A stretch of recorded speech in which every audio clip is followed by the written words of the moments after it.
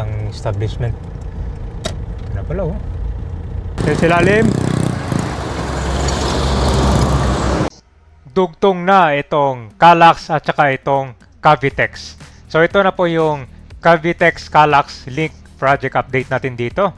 So malaki na rin yung progress. So ito yung final frontier ng project dahil ang aim nito ay para i-link itong operational expressway to Cavitex. Ito po yung Kallax project. Dito magsisimula sa may area ng Binyan, Laguna hanggang dito sa may Kawit, Cavite. O, di ba? Napakahaba niyan. Simula dito hanggang dito. Yan yung magtatapos niyan. Pero itong operational niya, simula dito sa may Binyan, Mamplasan, hanggang dito sa Kallax Silang Interchange dito. Ito yung bukas.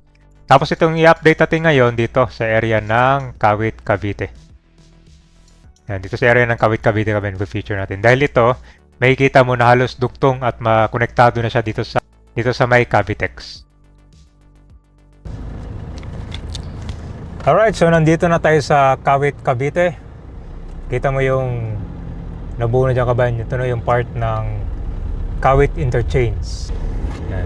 So ito yung kukover natin sa Kallax project ngayon. Simula dito sa walang area ng Kawit, Cavite lang. Kita mo yun, no? Buo, no? Marami ding mga barong-barong na demolish dyan. Saka mga ilang establishment. Ano pala, oh. Ang bilis ng project. Ito ang Kawit Interchange. Ito yung magkoconnect ng Kallax to Cavitex Expressway. Diretso yun. Rekta dun sa may kontraga, Cavitex. Yun na yung construction, guys. Yan na ba yung ano? Ayun, medyo matraffic na dito. Papuntang Kawit, Cavite.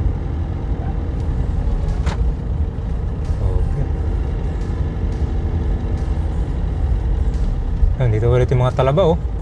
Titinda na sila ulit. Sa mga nag-aabang nitong Kallax project, bukas na yung ibang portion nito simula sa Mamplasan hanggang sa may Silang Aguinaldo Interchange. Ito na naman yung inaabang nyo. Na finally, ito ay magdurugtong dito sa may Cavitex area.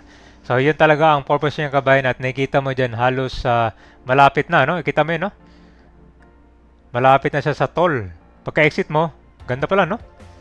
So itong Kallax project na matagal na tong nagsimula at talaga namang inaabang to kasi ito yung magkoconnect sa Laguna to Cavite at papunta na rin to ng Parañaque or Metro Manila. At napakalaking tulong nitong project dahil mababawasan yung traffic sa mga ibang major roads lalo na dito sa Cavite area. Dito sa Kawit Interchange ay malaki na yung progress, more than 35%.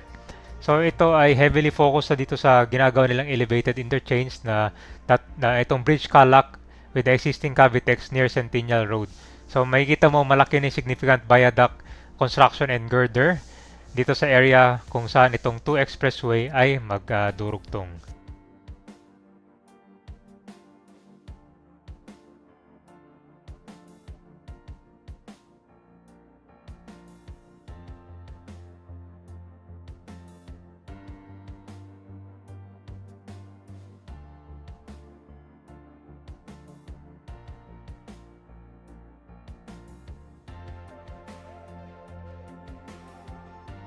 So itong ilalim ng expressway ngayon, medyo matraffic dito sa Centennial Road dahil sa kasalukuyang ginagawang construction. So ito yung liliko to pa kaliwa eh. So may mga bahay din at mga gusali ang na-demolish dito.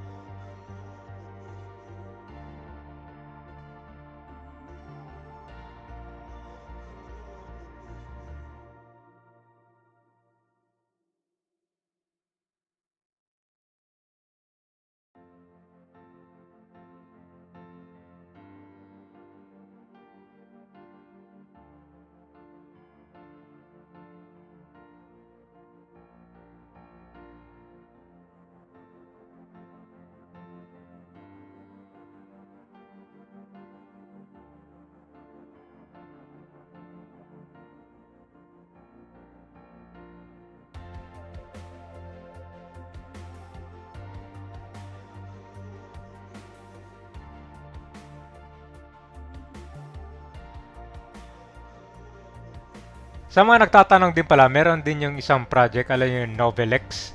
Nasimula dito sa may exit ng Cavitex, yun ay magdiretso papunta sa Manila Cavite Road or dun sa may Cavite City. So abangan natin. So dito kasi may napapansin tayong mga nabuo na dito na kalsada. Ewan ko lang kung ito pa yung part. Pero abangan natin kasi malaking tulong din yung Novelex project na yun para hindi ka nadadaan sa ibang area. Simula sa Cavitex, diretso ka na ng Cavite City.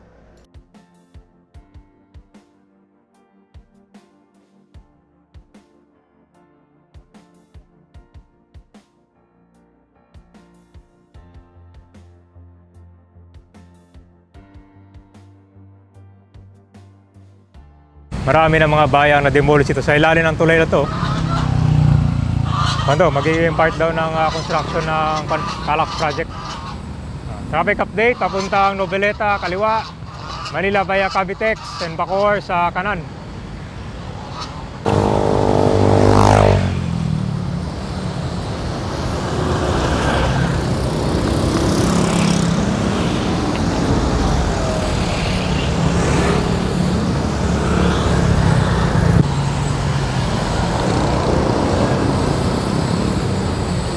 Grabe yung traffic dito.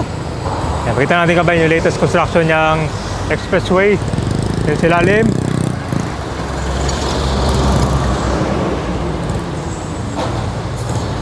Parang nakaparallel lang pala siya dito sa kalsada.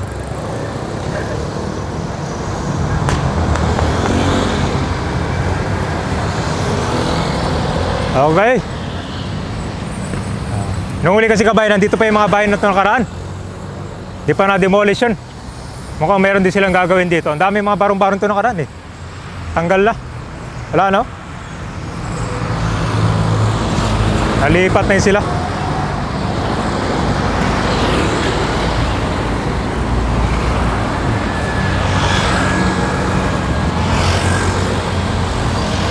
Ito rin yung construction kabayan no?